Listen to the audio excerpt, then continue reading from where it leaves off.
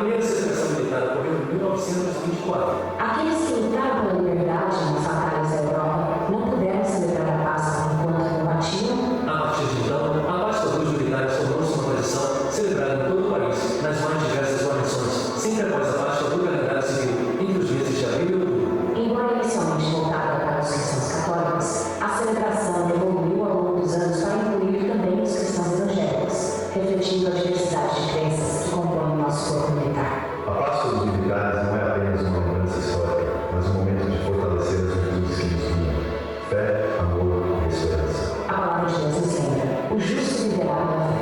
E também nos diz: se com tua boca confessares Jesus como Senhor, e em teu coração creres que Deus o ressuscitou dentre os mortos, serás salvo. Nossa oração é para que esta celebração fortaleça sua fé, renove suas esperanças e inspire a viver em amor e serviço. E vamos juntos celebrar o nosso comandante Jesus.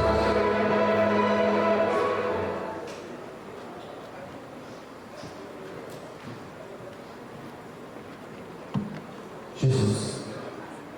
Boa tarde, igreja. A graça e a paz do Senhor Jesus aos nossos queridos irmãos, irmãs e fardas, aqueles que nos visitam, prestigiam essa celebração nesta tarde. Como foi exposto, estamos celebrando a Páscoa dos militares. Você é muito bem-vindo neste lugar. Gostaria de dar alguns avisos iniciais. Nós temos banheiros aqui à minha direita, à esquerda de vocês, masculino, feminino. Nós teremos também cantina à retaguarda. Nós estaremos após a celebração em funcionamento, e que você possa estar nessa tarde celebrando conosco a ressurreição daquele que reina e vive para sempre, Jesus, o Rei dos Reis. Gostaria de convidar os pastores que estão entre nós, da nossa força, para tomarem lugar à frente, por gentileza, e também os pastores da UMESM, a Ordem dos Ministros Evangélicos de Santa Maria. Fiquem à vontade e podem estar sentando aqui à frente, são muito bem-vindos no nosso meio. Vamos fazer a oração inicial. Convido a vocês a se colocarem em pé, por gentileza, e vou convidar o pastor Walter para estar aqui orando, colocando os trabalhos desta tarde diante do Senhor. Feche seus olhos, oremos. Senhor nosso Deus e nosso Pai, diante da Tua infinita bondade e majestade, Senhor, o Senhor nos trouxe até aqui esse lugar, nessa tarde abençoada, Senhor, para que possamos prestar um culto, para que possamos Te adorar, Te exaltar, Senhor, em espírito e em verdade. Que o Senhor possa nos usar nessa tarde, Senhor, para o Teu louvor, para a Tua graça, Senhor, para que, Senhor, possamos com alegria, Senhor, sentir a Tua presença e prestar o culto que é devido, Senhor, porque Tu és digno de toda a honra, de toda a glória, de toda a adoração. Senhor, recebe, Senhor, a nossa gratidão, Senhor, recebe, Senhor, toda a adoração que Tu és digno, Senhor. Queremos Te louvar, Te exaltar, Senhor. Recebe o louvor para Ti, Senhor, e que o Senhor possa falar conosco de forma poderosa, que o Senhor possa falar de forma maravilhosa aos nossos corações durante toda essa celebração, Senhor, durante todo esse culto que é para o Senhor.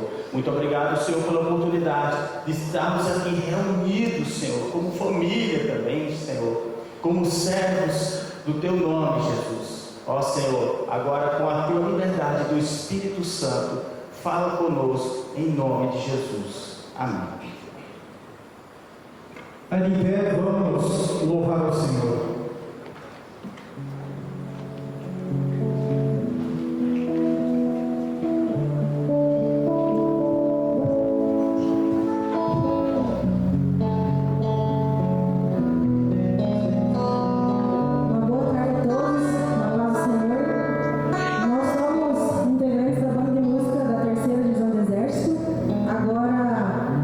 Estaremos louvando ao Senhor com um hino muito conhecido, né? Ousado Amor.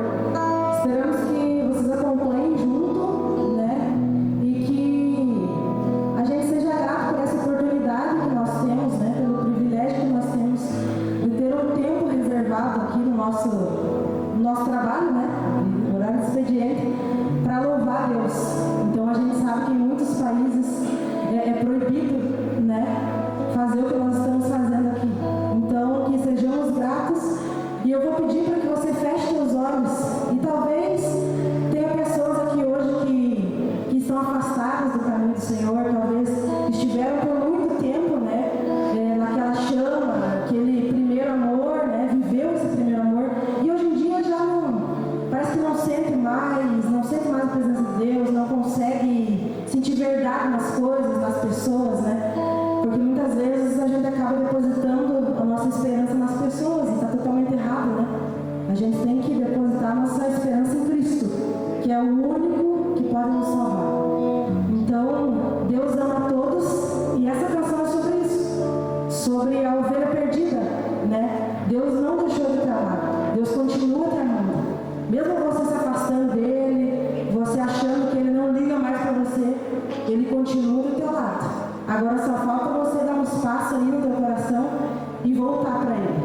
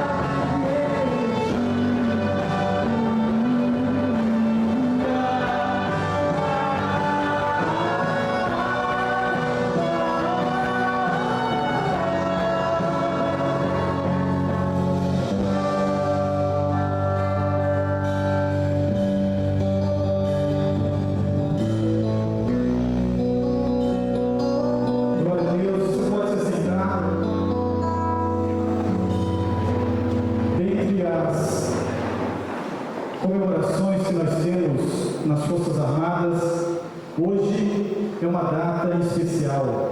18 de setembro, nós celebramos, além da Páscoa dos militares, mas uma data fixa, o Dia da Família Militar. Nesse momento, vamos ser conduzidos em oração para este propósito. Eu convido o pastor Marcelo do Carmo, ele é presidente da OMESM, a Ordem dos Ministros Evangélicos de Santa Maria, irá realizar uma oração por esse propósito. Você que está com a sua família, no seu coração, na sua mente, coloque ela como alvo, como propósito nesse momento. Boa tarde, graça e paz a todos. Nós queremos orar pelas nossas famílias, o pilar, o alicerce, toda a nossa história. Se você puder fechar seus olhos, eu queria que você colocasse diante de Deus sua casa. E nós vamos orar para que a mão do Senhor venha sobre cada um. Pai, nós oramos essa tarde. O Senhor tem um apreço pelas famílias. O Senhor deseja, Deus, o êxito das nossas famílias. O Senhor planejou o sucesso da nossa casa. Por isso nós oramos nessa tarde, Deus, pela manifestação do céu, pelo agir do Senhor em cada lar, para que o Senhor esteja intervindo, operando, manifestando a Tua glória e o Teu poder. Que a Tua mão poderosa esteja nos guardando, nos livrando do mal, das artimanhas malignas, das obras das trevas, em nome de Jesus. E que haja um ambiente gracioso, que a paz que excede todo entendimento possa guardar os corações, as famílias, os lares, os filhos, os cônjuges. Pai, no nome de Jesus, nessa tarde nós oramos entregando nossas famílias, nossos lares ao Senhor, no nome de Jesus. Amém. Que Deus abençoe a sua vida, a sua casa, em nome de Jesus. Irmãos, quem aqui é bom no TAF? O TAF, levanta a mão. Quem tira mais de MB? Levanta a sua mão. Tudo bem, vou baixar um pouquinho aqui, tá? B, quem tira mais de B? Levanta a sua mão. Excelente, vamos ficar em pé. Já fizemos um aquecimento. Eu olho o pessoal da banda e correr, bater palma e cantar ao mesmo tempo não é fácil. Esse pessoal marcha e toca os instrumentos numa majestade muito grande. Então, vamos agora louvar ao Senhor Jesus. Já esquentamos as nossas vozes. Louve a Ele com a sua voz, com o seu coração e também com as suas palmas.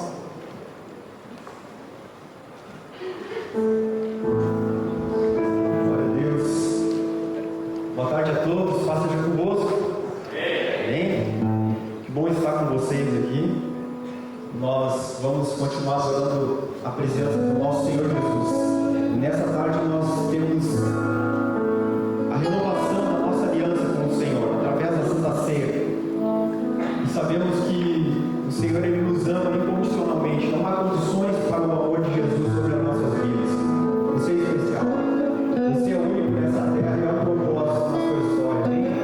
Mas antes de nós começarmos a adorar com 2 louvores, eu quero que você cumprimente alguém que você não conheça aí.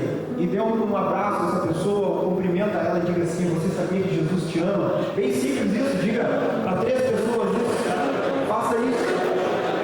Vamos compartilhar a Santa Ceia, um tempo de comunhão.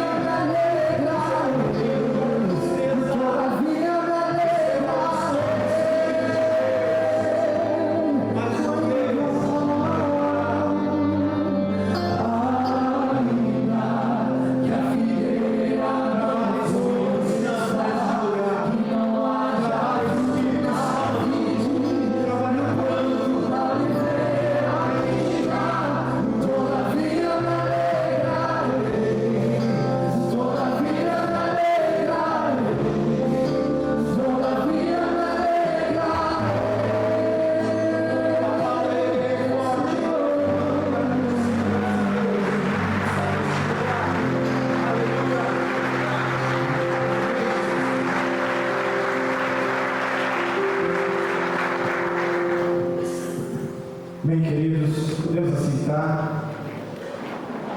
Soldado, estando de serviço, ele não se atém aos assuntos do mundo, mas sim daquele que o arregimentou. Somos soldados de Cristo e que nesse momento a mensagem do Evangelho, as boas novas, ela possa encontrar um solo fértil no coração de cada um dos irmãos. Gostaria de convidar o pastor Casagrande, capelão evangélico da base aérea. Ele estará ministrando a palavra do Senhor e, como gesto de amor por essa palavra, eu gostaria que você estendesse as suas mãos aqui para frente para que possamos juntos orar, colocando a vida do servo de Deus nas mãos do Senhor. Repita assim comigo: Pastor Casagrande, que o Senhor continue abençoando a sua vida, a sua família e o seu ministério. Em nome de Jesus, amém. Amém. Glória a Deus. Boa tarde a todos, né? Não está acostumado a falar boa noite, quase sai boa noite. Boa tarde a todos. Que a graça e a paz do nosso Senhor Jesus Cristo esteja em cada coração aqui nessa tarde. Hoje, além da Páscoa do Militar, também é um dia que nós celebramos o dia da família militar, né? E por isso eu gostaria de trazer uma reflexão. Daqui a pouquinho a gente vai soltar um vídeo, trazer uma reflexão acerca disso, né? O fato de que, embora nós estamos aqui entre forças diferentes, denominações diferentes, nós servimos ao mesmo Deus e pertencemos à mesma família, que é a família de Deus. Gostaria que você abrisse a sua Bíblia no livro de Efésios, capítulo 2, verso 11 a 22. A gente vai fazer a leitura do texto e logo após a gente vai soltar um vídeo para vocês. Efésios capítulo 2, verso 11 a 22.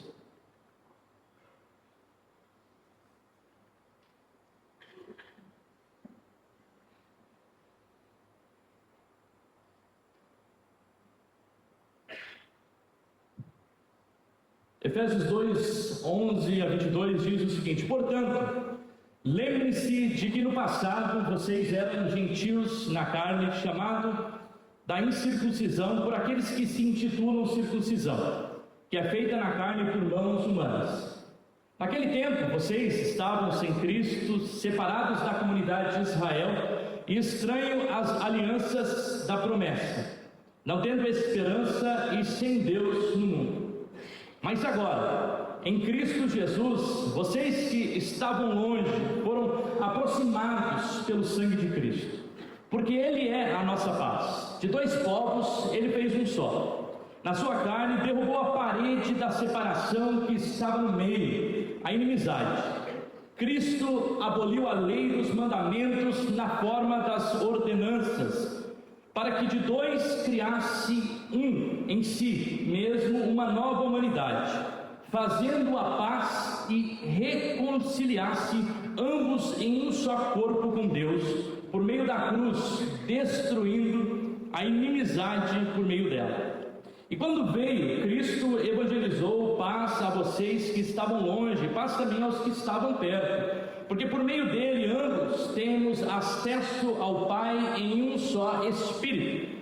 Assim vocês não são mais estrangeiros e peregrinos, mas concidadãos dos santos e membros da família de Deus, edificados sobre o fundamento dos apóstolos e profetas, sendo Ele mesmo, Jesus Cristo, a pedra angular. Nele todo edifício bem ajustado cresce para ser o santuário dedicado ao Senhor. Nele também vocês estão sendo edificados junto com os outros para serem morada de Deus no Espírito. Para a gente entender um pouquinho o que está acontecendo no texto, eu quero passar um vídeo para vocês.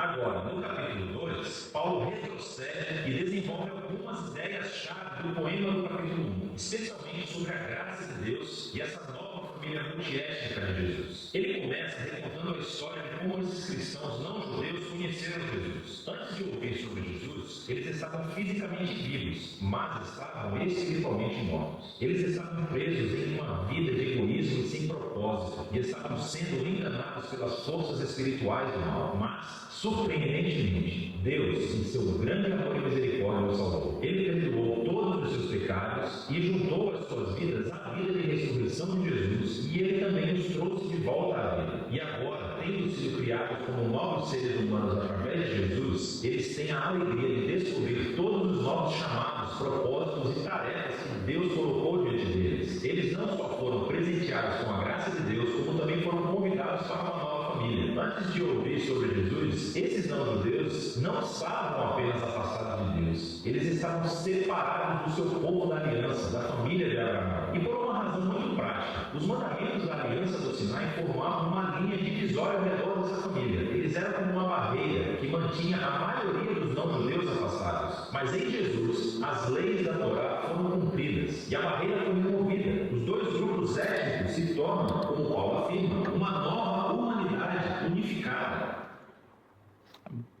A história do ser humano, após a queda, é marcada sempre por violência e disputa entre seres. Isso por conta do pecado. Qualquer conhecimento histórico nos levará a sangrentas batalhas que foram feitas para conquista de terra, conquista de poder, conquista de autoridade, conquista religiosa, dentre tantas outras coisas que marcam a violência do ser humano. O povo de Israel também é um povo marcado por guerras com os seus vizinhos. E tais confrontos levam que o povo de Israel compreendessem o chamado de Deus a partir de categorias exclusivistas. Nós fomos chamados para dentro, não aquilo que Deus chama lá em Gênesis 12: Abraão, sai da tua terra para a terra que eu te mostrarei. Somos o povo escolhido por Deus e consideramos todos os demais, aqueles que não são, como pagãos. É assim também que a fé de Israel desenvolve no seu conflito ideológico, religioso e moral com outros povos. Desenvolve-se então uma espécie de ódio, uma separação, uma inimizade do povo judeu com aqueles que são considerados gentios. E é sobre essa questão que o apóstolo Paulo, aqui em Efésios 2, está tratando, sobre um muro de inimizade, uma muralha que existia entre dois povos, a saber, judeus e gentios, e como em Cristo Jesus nós temos uma nova realidade, que é a realidade da família de Deus. Imagine-se diante de uma grande muralha, a grande muralha da China. Uma estrutura imponente, construída ao longo de séculos e séculos, e construída justamente para proteger e separar aqueles que estão do lado de fora. Agora imagine essa muralha desmoronando, não por uma força externa, mas por uma decisão coletiva mais do que necessária. Esse é o poder que nós encontramos em Cristo Jesus. Nós fomos chamados em Cristo Jesus como família de Deus, e Cristo Jesus derruba as muralhas da inimizade. Ao longo da história, nós, seres humanos, somos especialistas em construir muralhas, muros, edifícios, não apenas físicos, mas também espirituais, emocionais.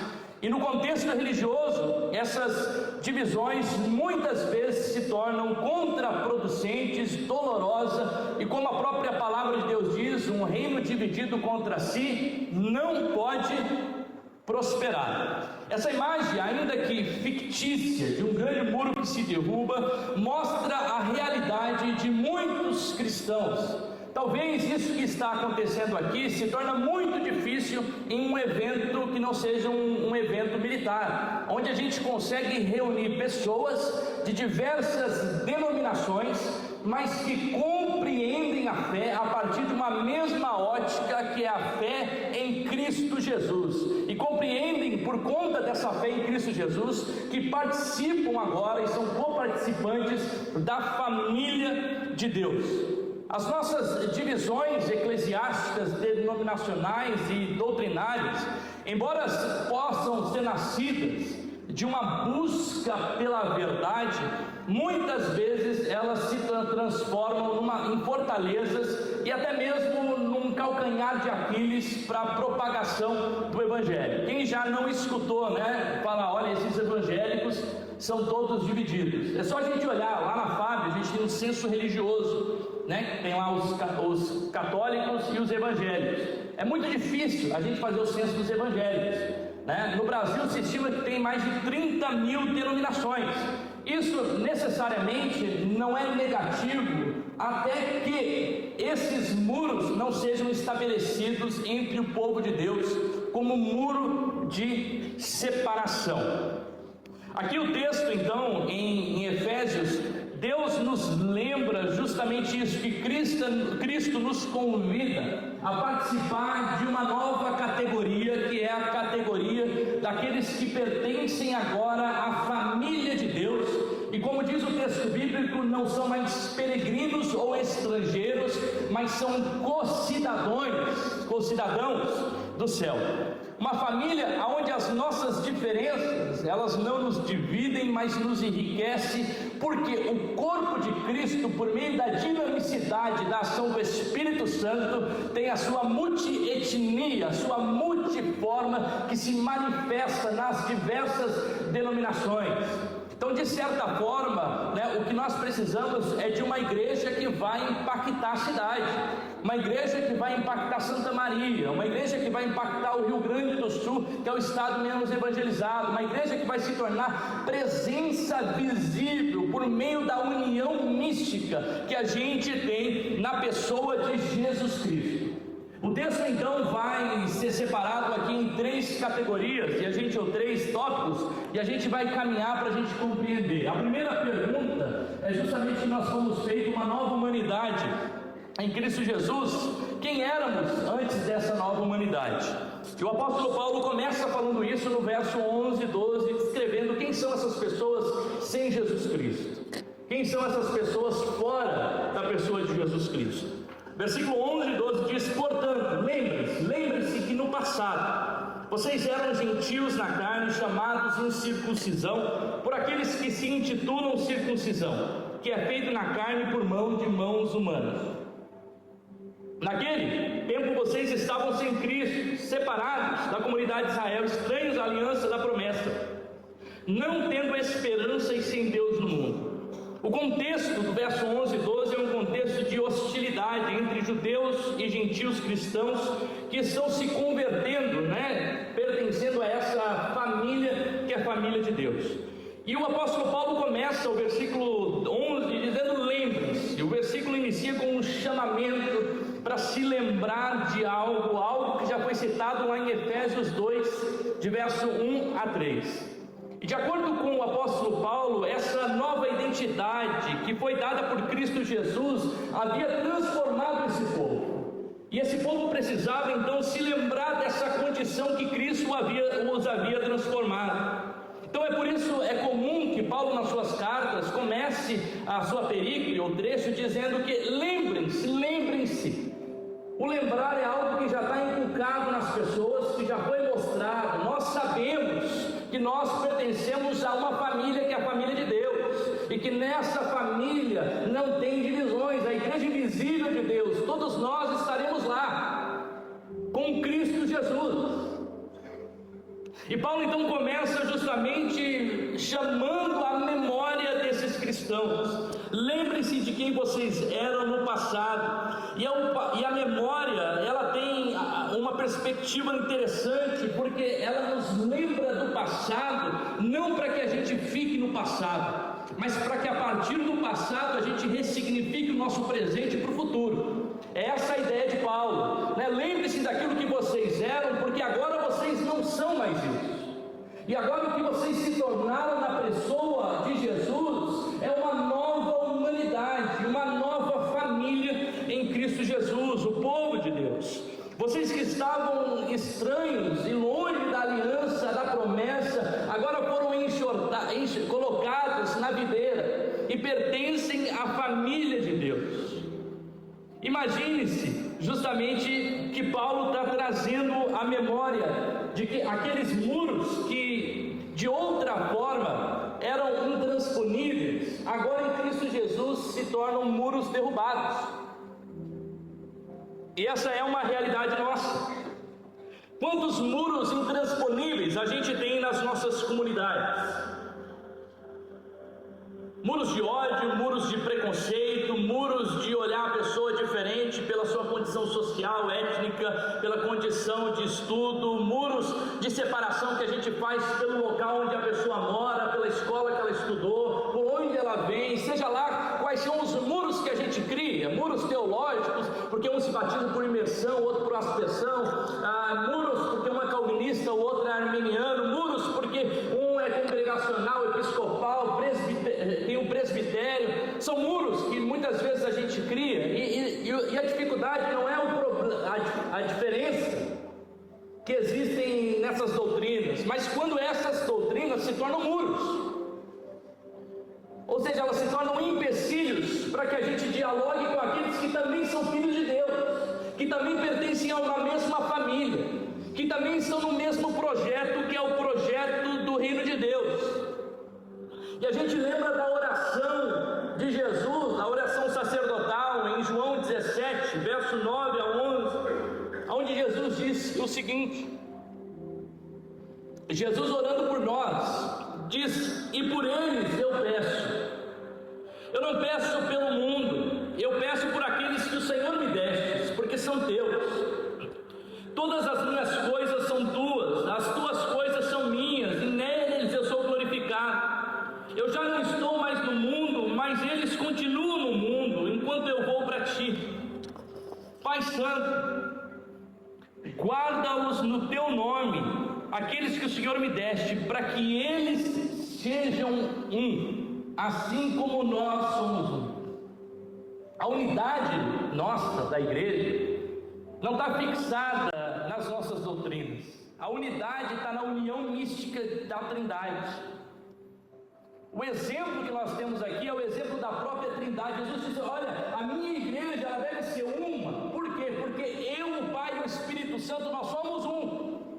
E assim como a nossa natureza reflete essa unidade, o corpo de Cristo Jesus precisa refletir essa unidade na proclamação do reino de Deus, como uma igreja que coopera e que participa da missão de Cristo Jesus, a missão do próprio Deus para nós, a missão que se encontra na grande comissão: ide, fazer discípulo de todas as nações, batizando-os em nome do Pai, do Filho e do Espírito Santo.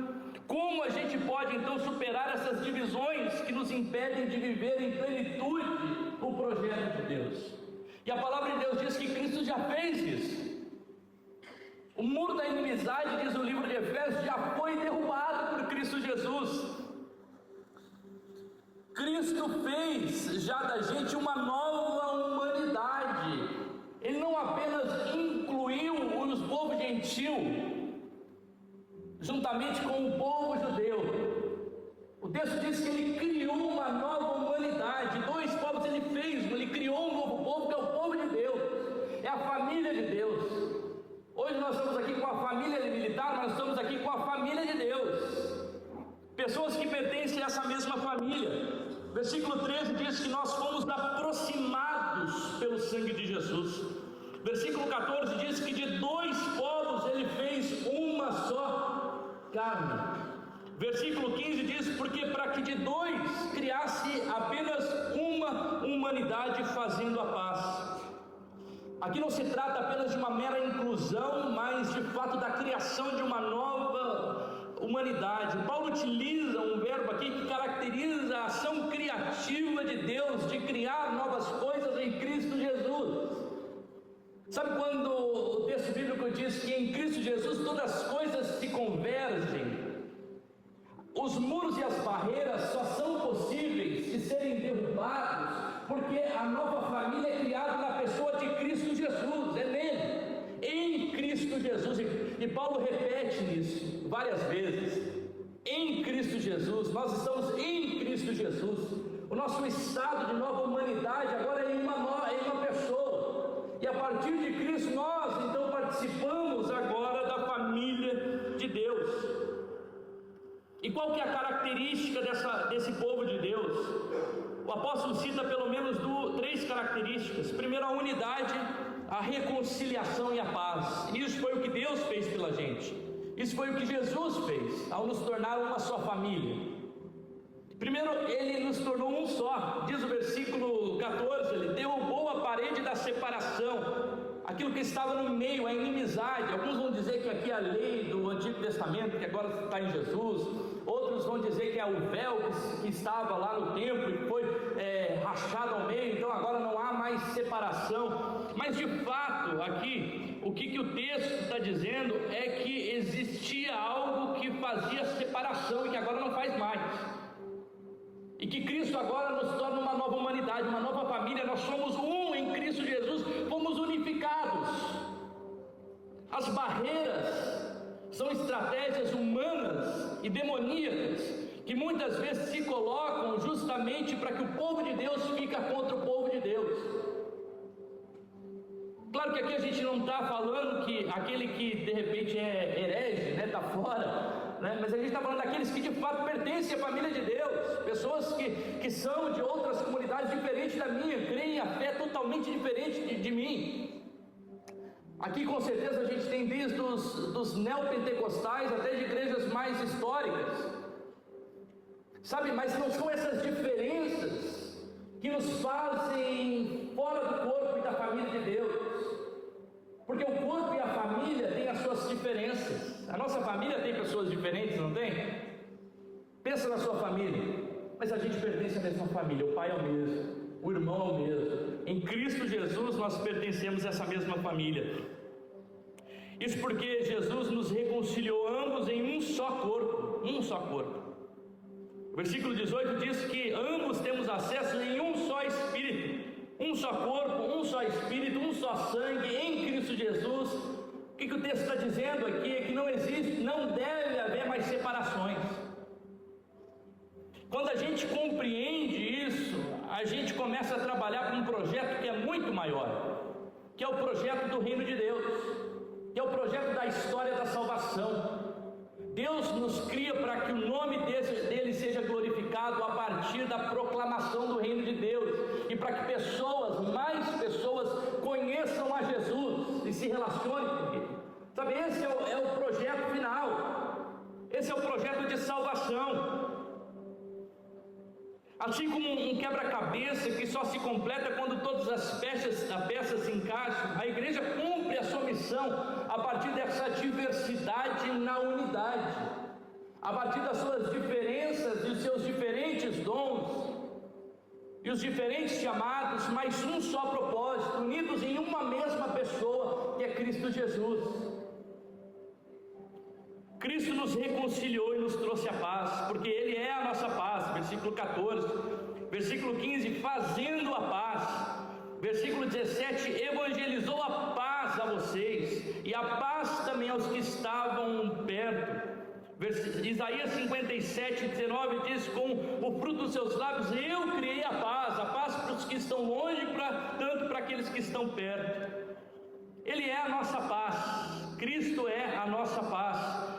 Ele ofereceu a pacificação contra aquilo que a gente merecia, que era a própria ira divina por conta do pecado, mas nós fomos pacificados. Cristo pacificou. Diante desse muro divisório de hostilidade, Cristo derruba todas essas barreiras, e diz o apóstolo Paulo em Gálatas, que agora em Cristo Jesus não há homem, não há mulher, não há escravo, não há senhor, não há judeu, não há grego, todos estão localizados agora em uma pessoa. As etnias que antes continuam nos separando, a gente tem brasileiro, tem norte-americano, tem europeu, isso faz parte da constituição da cultura, mas em Cristo Jesus nós continuamos como um povo, que é o povo da família de Deus, apesar das suas diferenças sociais, culturais, e tantas outras diferenças que a gente tem. Uma vez que os muros foram derrubados, há sempre a possibilidade da reconciliação. Cristo nos traz a reconciliação com Deus. E quem são esses agora que precisam da reconciliação e da paz?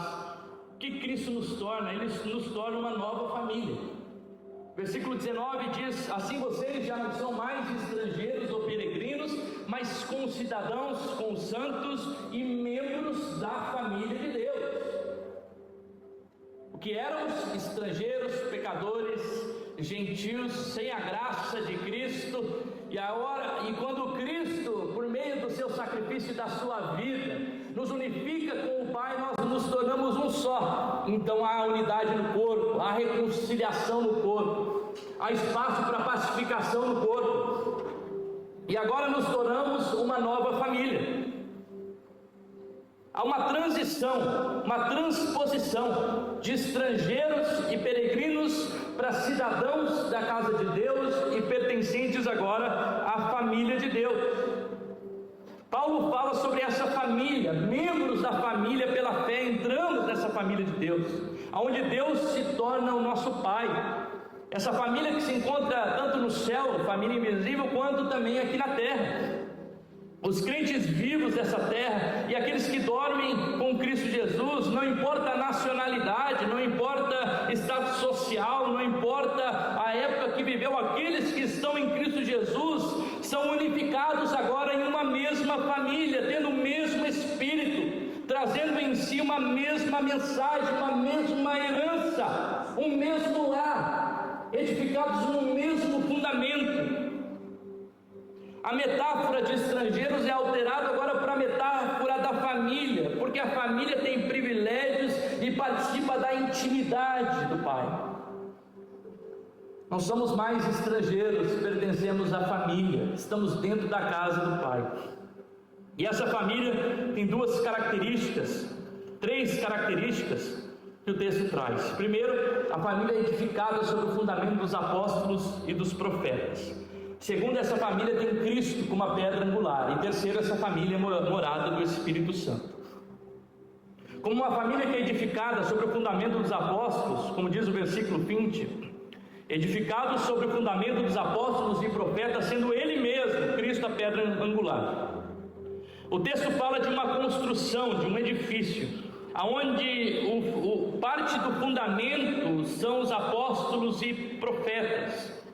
A gente compreende aqui que o fundamento dos apóstolos e do profeta tem a ver com a própria Escritura, aquilo que Deus nos deixou por meio dos apóstolos e dos profetas, a tradição, a transmissão da verdade que agora nós temos. João Calvino dizia: por fundamento dos apóstolos e dos profetas, ele quer dizer a doutrina, o próprio Cristo, a palavra de Deus que é passada a nós.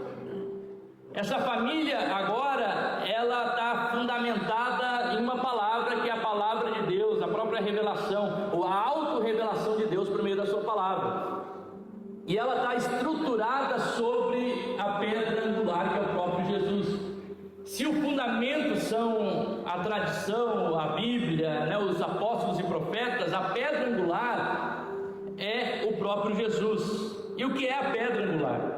A pedra angular é a primeira pedra que é colocada num edifício, e a partir dessa pedra se constrói e se dá estabilidade a todo o edifício.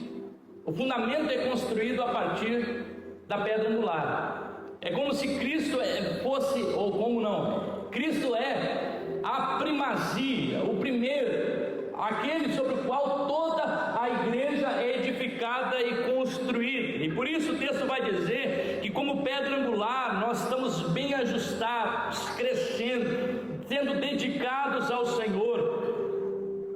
A gente lembra da parábola de Jesus quando ele diz que uma casa, para ela aguentar os vendavais, para aguentar tudo que vem contra ela, ela precisa estar fundamentada em Cristo Jesus. Ela precisa ter um fundamento, porque a construção sobre areia vai fazer com que essa casa, impreterivelmente, ela venha a ruir diante dos desafios, dos problemas da vida. A pedra angular é a primeira a ser colocada e determina a construção da casa. E se a gente é tijolo dentro dessa construção de Deus, a gente pertence a esse mesmo edifício. A gente é construído junto, e por isso as nossas diferenças precisam ser eliminadas nesse sentido. Aquelas que são muros, Não diferenças enquanto diversidade, mas diferenças enquanto oposição, enquanto contrariedade uns com os outros. A igreja deve ter o seu crescimento, o seu fundamento, o seu amadurecimento na própria pessoa de Cristo. E por fim, a família de Deus, ela também é morada de Jesus Cristo. Nós somos morada do Espírito. O versículo 18 diz: porque temos acesso ao Pai em um só Espírito. Versículo 22, para que também aqueles que são edificados, junto com os outros, serem moradas de Deus no Espírito. Então o primeiro versículo 18 ressalta justamente o fato de estarmos em Deus por meio do Espírito, e o Espírito ali se torna o acesso. A palavra para acesso aqui é prosagogan. A ideia indica um livre acesso de alguém que quer se aproximar diante da corte real. O acesso que é dado para alguém se aproximar da corte real. Então a pessoa que era o prosagogan, ela tinha esse acesso para entrar diante do rei. Então na corte real havia sempre os funcionários, que eram chamados de prosagogeus, cuja função era apresentar as pessoas que queriam uma audiência diante do rei. A imagem então do Espírito como esse prosagogan traz uma verdade clara, que por meio de Cristo temos acesso livre ao Pai. Na cruz, Cristo escancara a porta e faz com que antes esse muro que existia, agora se torne uma porta aberta para chegarmos em casa, ou na casa do Pai quando nós queremos. Que nós pertencemos a essa família de Deus. Como remete a imagem de Lucas 15, do pai que espera o seu filho, do pai que espera o seu filho na casa. O fato de sermos morada do Espírito, como diz o versículo 22, traz também algumas implicações para essa família de Deus, porque por sermos morada do próprio Espírito, o Espírito de Deus é presença dinâmica na igreja. A Bíblia diz que o Espírito sopra como Ele quer, que é como o vento. A ilustração, a palavra utilizada por Espírito, muitas vezes é a palavra vento. A ideia do Espírito como vento é a ideia de que o corpo de Cristo não é uma presença parada, mas uma presença dinâmica, onde há a sua diversidade, e nessa diversidade há o corpo de Cristo trabalhando e participando do projeto de Deus. Esse corpo de Cristo em Jesus, no Espírito, que tem uma presença dinâmica, também tem uma unidade orgânica, porque o Espírito cria unidade que vai além dos nossos acordos, produz uma harmonia. É o Espírito que faz com que haja interdependência nos membros desse corpo. É o Espírito que unifica nessa união mística que nós temos com Jesus Cristo. Como diz a palavra de Deus, nós fomos unidos em Cristo Jesus. É o Espírito que possibilita que os membros funcionem na sua interdependência, a partir das suas diversidades de dons e de atuação, e na sua atuação coletiva. Uma igreja que funciona não apenas para dentro, mas uma igreja que transforma, por meio da ação do Espírito Santo, toda uma cidade.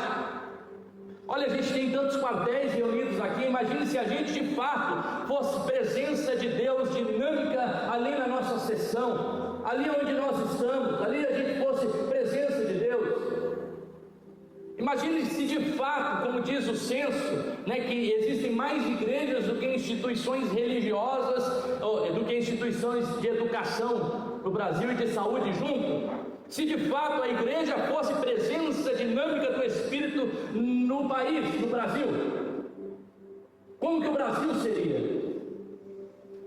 E não que nós não temos a atuação do Espírito Santo, mas eu acredito que nós podemos fazer muito mais pela ação do Espírito Santo, porque o Espírito Santo é o próprio poder de Deus. O Evangelho é o poder de Deus. O Espírito Santo traz o poder de Deus para essa igreja. A igreja só é operosa, só é poderosa, porque a atuação não são as nossas estratagemas, as nossas estratégias, as políticas, os nossos organogramas, as nossas denominações, mas a função de trabalhar nos corações, de transformar as vidas, de unificar os povos, de transformar as realidades, é a função do Espírito. E uma igreja poderosa e operosa é uma igreja onde o Espírito manifesta o seu poder por meio dela. O John Owen, um teólogo puritano, escreveu: o Espírito Santo habitando em nós nos une a Cristo e nos une um ao outro. Ele é o vínculo da perfeição, o princípio da comunhão. E aqui eu chego ao fim dessa reflexão, pensando nessa metáfora, nesse texto que a gente leu, onde Cristo nos traz aqui uma nova realidade para que a gente compreenda. E propositalmente eu quis trazer essa mensagem pensando que a gente estaria aqui numa grande diversidade. Embora todos são militares, é algo que unifica, ou quase todos são militares, é algo que unifica a grande maioria, né? A gente tem grandes diferenças aqui teológicas, denominacionais, muitas pessoas até que foram escaladas que talvez nem são evangélicos, né? Então percebe, essa diferença que a gente tem aqui dentro, não é necessariamente uma diferença ruim, negativa, porque o Espírito Santo trabalha por meio da diversidade. O que a gente não pode fazer é que as nossas diferenças se tornem muros intransponíveis, porque esses muros já foram derrubados por Jesus Cristo. E a gente não pode sair reconstruindo o carro, levantando tijolo onde Cristo já derrubou. Enquanto igreja de Deus, nós somos chamados, por meio da unidade no Espírito em Cristo Jesus, a participar do projeto que Deus tem, de unir as pessoas com Cristo, de reconciliar. Paulo disse que foi nos dado o ministério da reconciliação, de trazer paz aonde a palavra é de ira. Quais são os locais que precisam de reconciliação? E ali você pode ser presença do Espírito para reconciliar, presença do Espírito para unificar, presença do Espírito para trazer transformação. Nós somos convidados nessa tarde a pensar que Cristo nos traz para essa família. Você e eu somos partes da família de Deus. Tem pessoas que estão na família, mas que às vezes não têm um senso de pertencimento da família. Por meio da lembrança, como diz o versículo 11, lembrem-se. A palavra de Deus quer trazer esse senso de pertencimento, para mostrar qual é a realidade sua. A sua realidade é a realidade daqueles que pertencem à família de Deus, unificados em Cristo, transformados pelo Espírito, empoderados pelo Espírito, onde as nossas diferenças foram derrubadas. Quero orar com você nesse momento e pedir para que essa palavra a palavra de Deus, nosso coração, possa trazer uma transformação de dentro para fora, O Espírito Santo de dentro para fora possa transformar primeiro as nossas estruturas emocionais, psicológicas, mentais, para que isso de fato reverbere em implicações práticas. O Evangelho que muda não só a mente e o coração, mas muda a nossa ação. O Espírito muda tudo, não há compartimento reservado para mim. Uma vez que somos de Cristo Jesus, nós pertencemos a Cristo Jesus. Nossa vida é de Cristo Jesus. Que Deus possa estar transformando o nosso coração por meio da sua palavra. Pai, eu quero orar, quero te agradecer, Jesus, porque a tua palavra é viva, porque a tua palavra é eficaz. Como diz o livro de Hebreus, mais importante do que qualquer espada de 2 gumes.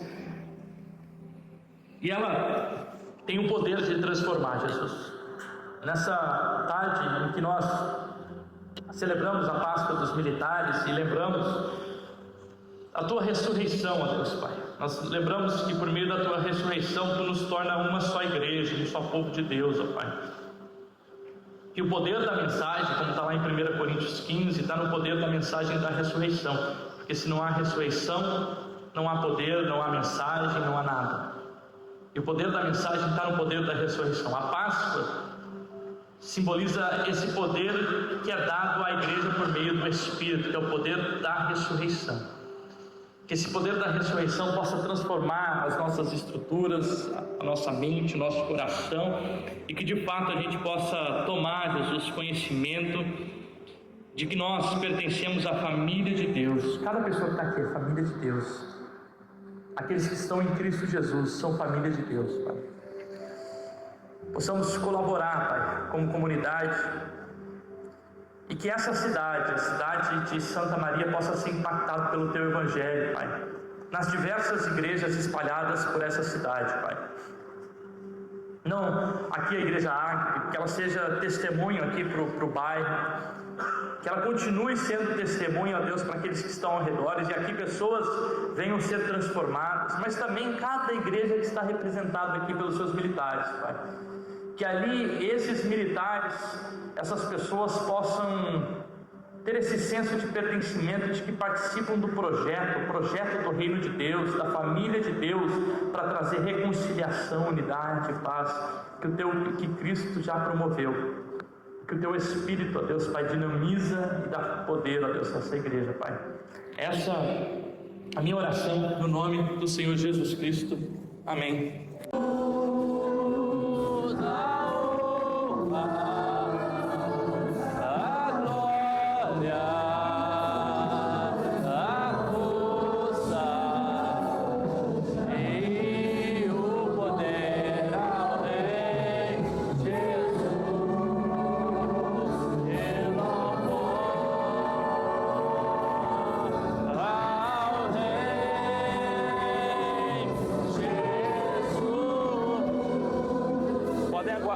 Podem aguardar aqui, aí eu vou servir vocês depois, pode ser? Deixa eu já servindo aqui. Já pegou? Pode pegar aqui já. Bom, já pegou também? Vou precisar só de alguém para servir o louvor depois, assim que eles terminarem de cantar. Opa, pode pegar outro. Pode aguardar aqui.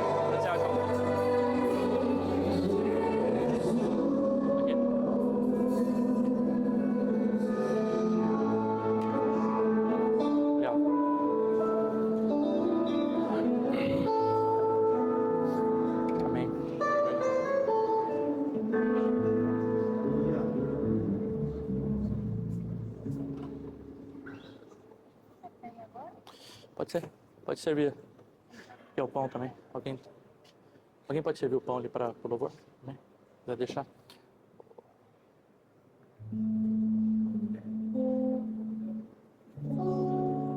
Acho que ainda estão terminando de servir. Alguém ainda está sem os elementos?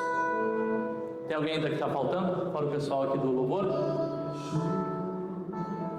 Levanta uma das mãos se você ainda não recebeu um dos elementos. Convido a igreja então a se colocar em pé. Logo após esse louvor a gente vai estar ceando junto.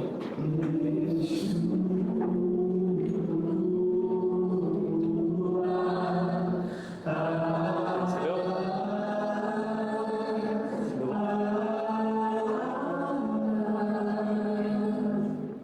Pode pegar.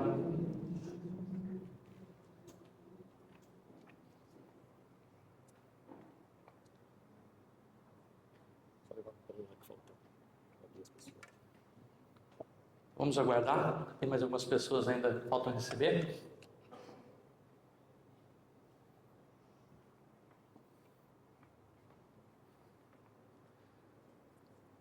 Enquanto eles distribuem, eu quero orar com você nesse momento.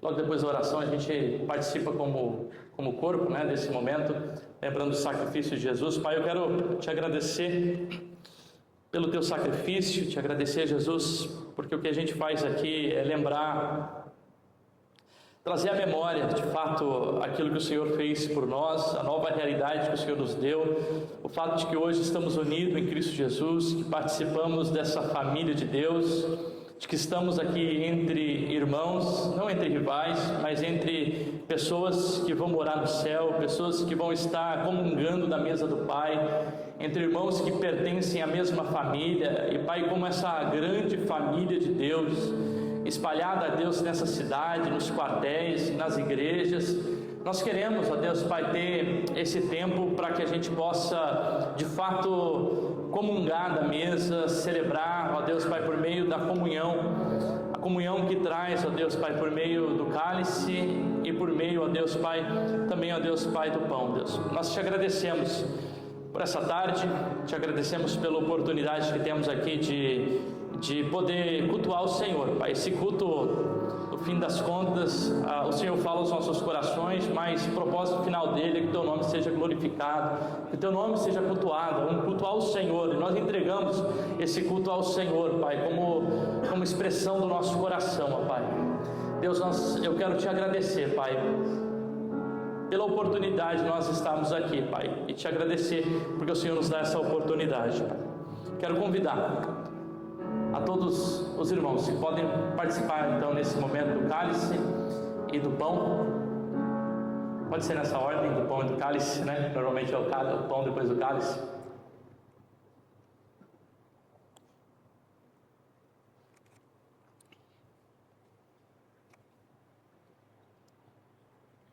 Glória a Deus.